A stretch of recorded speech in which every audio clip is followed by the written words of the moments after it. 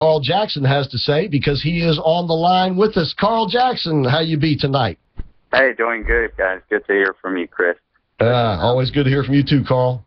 Thank you. I'm actually sitting in my house with my producer Tony, and I'm sitting here with Tyler, and we're looking at the social media numbers as they were last week, and what they've grown to, and we've come up with some different things. And one, we believe that social media speaks to the energy, the expectations, the entitlement, if you will, the mindset of the candidate. You can kind of see the vitality in the candidates or in their campaigns based upon the social media numbers. And Tyler reminded me that on the left side of the aisle, if you will, a good portion, almost 40%, I think you said, 63% of Hillary's are fake. So that's good to know. But let me tell you what numbers don't appear to be fake.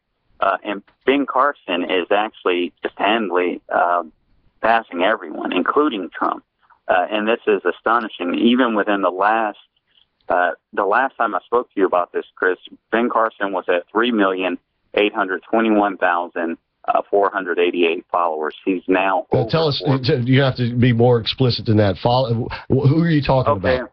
On Facebook, basically you go on and you can like a page, you can like you can like your candidate, you can follow your candidate, you can post on that candidate's wall, as they say. So Ben Carson has over 4 million people that have gone to find him because they like him right now, and he's grown over 200,000 just since the last time I spoke to you about this. Ted Cruz has grown over 10,000. Trump has grown, Trump has grown about 50,000. Trump was already way up there, though, right? Trump was way up there, but Ben Carson has surpassed him and has surpassed him handily. The last time we spoke, Ben Carson had fewer than Trump, and then he gained about 100,000 literally overnight to surpass Trump by about 11,000. Now he's surpassed Trump by over 150,000. Now, that's not saying that means Ben Carson is going to win and Trump is going to lose. What I'm trying to say is that whether it's Ben Carson, Ted Cruz, Donald Trump, even Marco Rubio, and Fiorina, and Huckabee, these are the names that have the biggest social media followers. The names that don't, astonishingly, are the establishment candidates. Jeb Bush. Jeb Bush only has 280,000. That many? Facebook. Well, yeah, that many. And this is Facebook, and then Kasich only has 144,000. Christie only has 186,000, and Graham. Now I'm using their old numbers. Maybe they've ticked up a little, but I doubt much. Lindsey Graham has 135,000. George Pataki only has 19,000. So I think it speaks to, like I said, the energy of the campaign, grassroots people that are loving their candidates. They absolutely love. If I'm just looking at Ben Carson, and Ben Carson isn't my guy per se, but if I'm looking at the vitality of a campaign, the ability for a campaign to be sustained, I'm very impressed with Ben Carson right now. Ted Cruz, I'm impressed, but not equally as impressed as I am with Ben Carson. Rubio's numbers are pretty good. Huckabee's numbers are pretty good. These are all names where they can go back to the well, if you will, whether it's donations, whether it's people that are helping them in the fight. When somebody likes you on Facebook, typically they're willing to be an advocate for your campaign. So that's a great sign. Now, when you go back to, like I said, Kasich and Jeb and the establishment guys, it to me it speaks to a level of expectation and entitlement. And a sense of elitism, if you will. It doesn't seem to me that they're reaching out effectively to the base. Well, it's almost as if they're ignoring the base. Well, it could be that, and it could be what these other more traditional polls are showing, and that is that the support is moving away from the establishment types and going to the new age politicians, if you will, these outsiders, so to speak, and guys like Marco Rubio, who is from the traditional Republican Party, but does have this sort of fresh look, if you will. And Now, when people like someone on Facebook, say I go to Carson or Trump's or whoever's site and I like them, does that then echo out amongst my followers and friends? Yeah, absolutely. As long as you continue to click on the like button, if you post notes on your wall or what have you about Trump or on their wall, then that'll go out to at least 10% of your friends. I think the way that Facebook scams us nowadays. Right. It used to be that over 100%, or 100% of the people that followed you to follow anything you were saying. It's not built that way anymore. Right. But nevertheless, it can still spread. But I honestly think what this speaks to, and Tyler and I were talking about this, I think this speaks to a lot of new people that are coming in. Quite frankly, I don't think it's necessarily people leaving Jeb Bush and Lindsey Graham, because I guarantee you they've had these Facebook posts up for God knows how long, but I'm sure they've had them up for quite a while. Right. So I really don't think that's it. I think these are new people that are invigorated by the campaigns of Ben Carson. Fiorina has decent numbers.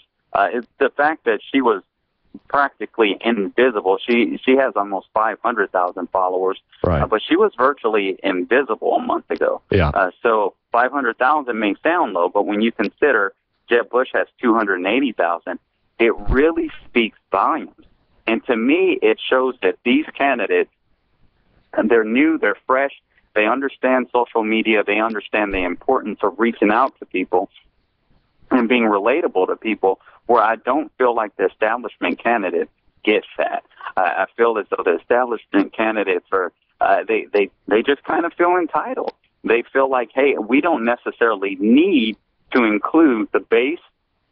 We don't necessarily need to look for new, fresh blood. We just need to be us and let Washington and the campaign donors, the donor class, if you will, and all of the people that run the campaigns and the establishment, let's let them do their job. And if we follow this system, then we'll win. Right. And I believe, now this is just me, but I believe that these social media numbers are showing that people are shaking that up. They're tired of the old. It doesn't mean people are leaving Jeb. It doesn't mean people are leaving Lindsey Graham or Chris Christie. It just means that fresh blood isn't coming to them, in my opinion.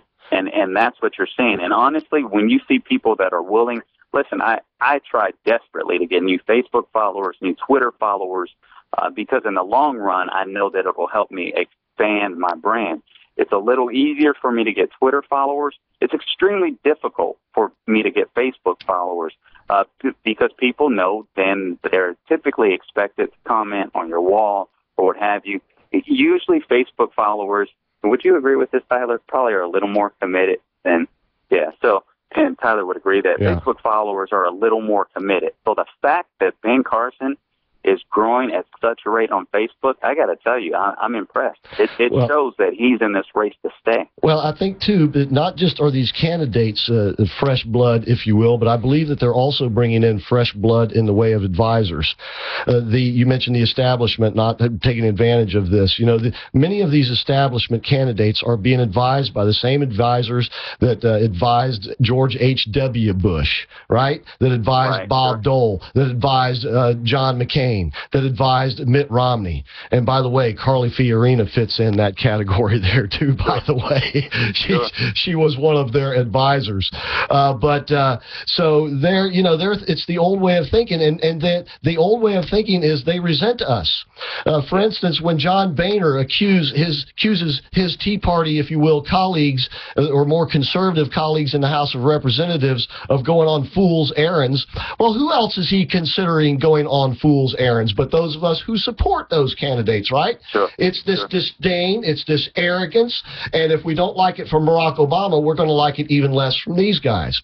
And they take us for granted, and it's our fault if we let them get away with it. But they're going to try as hard as they can to get away with it by trashing guys like Trump, Carson, and Cruz, and eventually, I believe, Carly Fiorina, unless she's a good team player, and all of this is more team play than being an independent outsider.